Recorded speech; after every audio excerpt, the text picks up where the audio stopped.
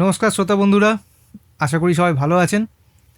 হ্যাঁ, আগে সুখবরটা দিয়ে দিই যে ইউটিউব আমাদের চ্যানেলকে রিমনিটাইজ করেছে। হ্যাঁ, অনেক লড়াইয়ের পর অবশেষে সফলতা পাওয়া গেছে।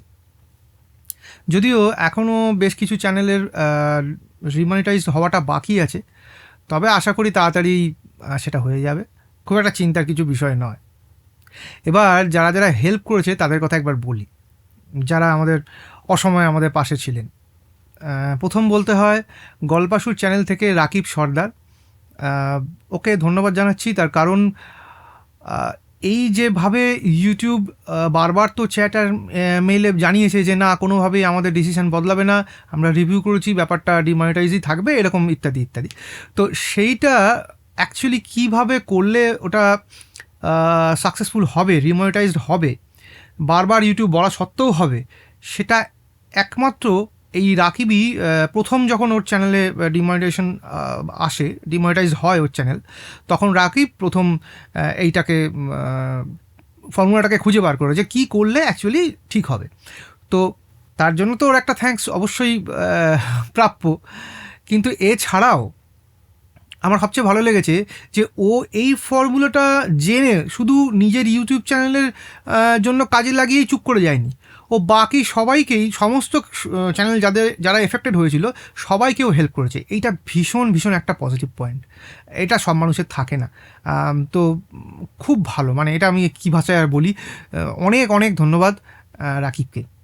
আর রাকিবের সাথে আমার যে খুব পূর্ব পরিচয় ছিল তাও নয়, এই গতকাল আমাদের এই সূত্রে পরিচয় হলো।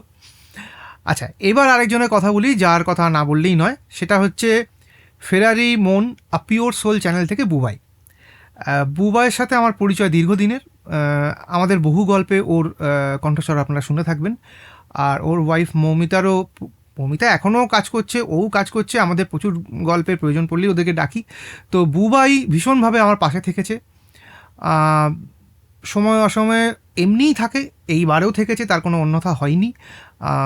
ও যত রকম আপডেট যা যা হচ্ছিল, দাদা এই হচ্ছে, এই ব্যাপার, সমস্ত কিছু কিন্তু ও দিয়ে গেছে, এবং ও নিজের চ্যানেলটার জন্যও লড়াই করেছে, প্লাস আমার সমস্ত আপডেট সব কিছুর সঙ্গে আমার সঙ্গে থেকেছে। তো এটার জন্য ওকে অনেক অনেক ধন্যবাদ, এভাবেই পাশে থেকো।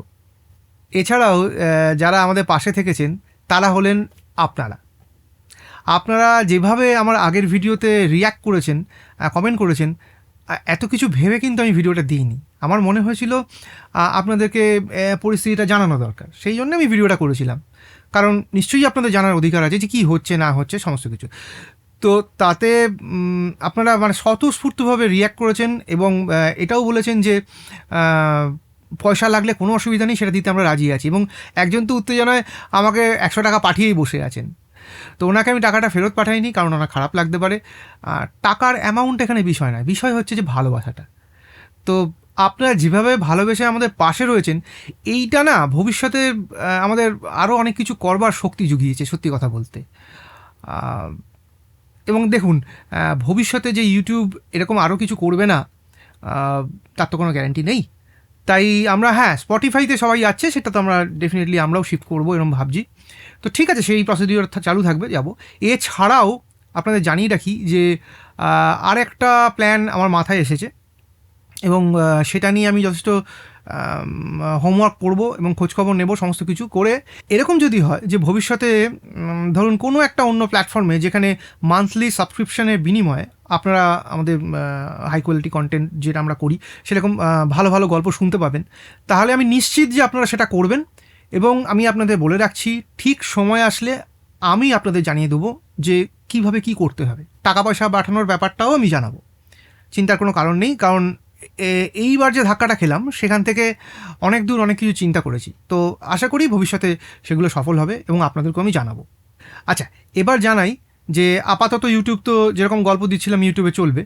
তো এবার যে নেক্সট গল্পগুলো আসবে, সেখানে কিন্তু যেহেতু ওই যে ইনঅথেন্টিক কন্টেন্ট ইত্যাদি ইত্যাদি ছিল, যেগুলো মাস প্রডিউস রিপিটেটিভ কন্টেন্ট, লো ভ্যালু কন্টেন্ট, এই যেসবগুলো বলা হয়েছিল, সেইগুলোর যাতে আর পরবর্তীতে সেইগুলোর কারণে কোনো কিছু না হয়, সেই জন্য আমরা পরবর্তী যে এবার যে গল্পগুলো দেবো সেটাতে কিছু চেঞ্জেস আনতে চলেছি। যেমন গল্পের শুরুতে আমি এবং রাজীব দুজনেই থাকবো, আমাদের মুখটা দেখানো দরকার, কারণ আমরা যে এআই নই সেটা তো জানানো দরকার।